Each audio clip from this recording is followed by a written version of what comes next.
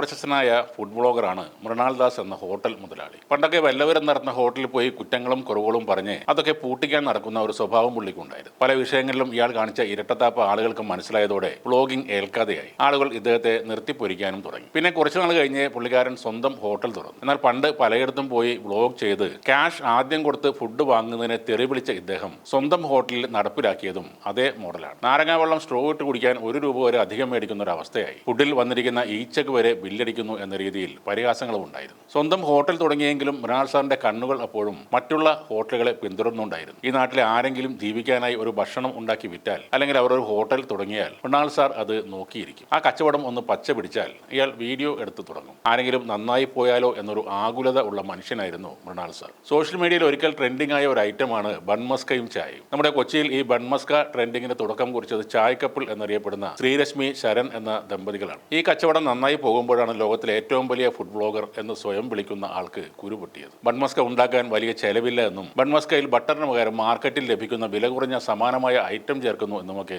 ഇദ്ദേഹം പറഞ്ഞിരുന്നു. ഇത് സ്ഥിരമായി ഉപയോഗിച്ചാൽ ആരോഗ്യത്തിന് ദോഷകരമാകും, ഒരുപക്ഷെ തട്ടിപ്പോകും എന്നൊക്കെയാണ് മൃണാൾ സാർ അന്ന് അടിച്ചുവിട്ടത്. എന്നാൽ ബൺമസ്കയെ കുറിച്ചുള്ള വിമർശനങ്ങൾക്ക് ചായ്ക്കപ്പിൾ അവരുടെ ഇൻസ്റ്റാഗ്രാം വീഡിയോയിൽ തക്കതായ മറുപടി കൊടുക്കുകയും അവർ അമുലിന്റെ പ്യുവർ ബട്ടർ ഡിസ്ട്രിബ്യൂട്ടറിൽ നിന്ന് നേരിട്ട് വാങ്ങുന്നതും സ്റ്റോക്ക് ചെയ്യുന്നതും ഫ്രിഡ്ജിൽ സൂക്ഷിക്കുന്നതുമെല്ലാം അവരുടെ വീഡിയോ വഴി കാണിക്കുകയും ചെയ്തു. അതോടെ കാര്യങ്ങൾ അവിടെ തീരുകയും ചെയ്തു. ഇപ്പോൾ വീണ്ടും ഒരു വീഡിയോയിലൂടെ ശ്രദ്ധ നേടുകയാണ് ശ്രീ മൃണാൾ ദാസ്. അതായത് മൃണാളും കൂട്ടുകാരും കൂർഗിലെ സ്റ്റോൺ ഹിൽ എന്ന കഫേയിൽ പോയിരുന്നു. വളരെ ആസ്വദിച്ച് ചില പ്രത്യേക ശബ്ദങ്ങളും ആക്ഷനും ഒക്കെയായി മൃണാൾ സാർ പോർക്കിറച്ചി തിന്നുന്നതൊക്കെ കാണാം. നല്ല ടേസ്റ്റ് ആണെന്നും പറയുന്നുണ്ട്. പിന്നെ പറയുന്നത് പെട്ടെന്ന് ആ മധ്യവയസ്കൻ കയറി വന്ന് അവരോട് വളരെ മോശമായി പെരുമാറിയെന്നാണ്. എന്താ ഓർഡർ ചെയ്ത് എന്നൊക്കെ ദേഷ്യത്തോടെ ചോദിച്ചു. കാര്യം പിടുത്തം കിട്ടുന്നതിന് മുന്നേ മൃണാൾ സാറിനെയും ടീമിനെയും അയാൾ അവിടെ നിന്നും പിടിച്ചു പുറത്താക്കി. മൃണാൾ സാർ ഒരു മാന്യൻ ആയതുകൊണ്ട് കഴിച്ച ഫുഡിന്റെ ബില്ല് കൊടുക്കാൻ പോയപ്പോൾ നിനക്കൊന്നും എന്റെ ഷൂസിന്റെ പോലും വിലയില്ല, ഇറങ്ങിപ്പോടാ എന്ന് പറഞ്ഞ് ആട്ടി ഇറക്കി വിട്ടു. അങ്ങനെ മൃണാളും ടീമും അടുത്തുള്ള വേറെ ഹോട്ടലിൽ പോയി വീണ്ടും ഫുഡ് അടിച്ചു. ആ ഹോട്ടലാണ് ഏറ്റവും സൂപ്പർ എന്ന് പറയുകയും ചെയ്തു. എന്നാൽ ഇദ്ദേഹം ഈ വീഡിയോ സ്വന്തം ചാനൽ ഇട്ടപ്പോൾ ഇങ്ങോട്ട് ഇറക്കി വിട്ട ഹോട്ടൽ മുതലാളിക്കാണ് മൊത്തം സപ്പോർട്ടും കിട്ടിയത്. മൃണാൾ പണ്ട് വ്ളോഗ് ചെയ്ത് പൂട്ടിച്ച ആരെങ്കിലും ആകാം. അയാൾ അവിടം വിട്ട് കൂർഗിൽ പോയി ഹോട്ടൽ തുടങ്ങിയപ്പോൾ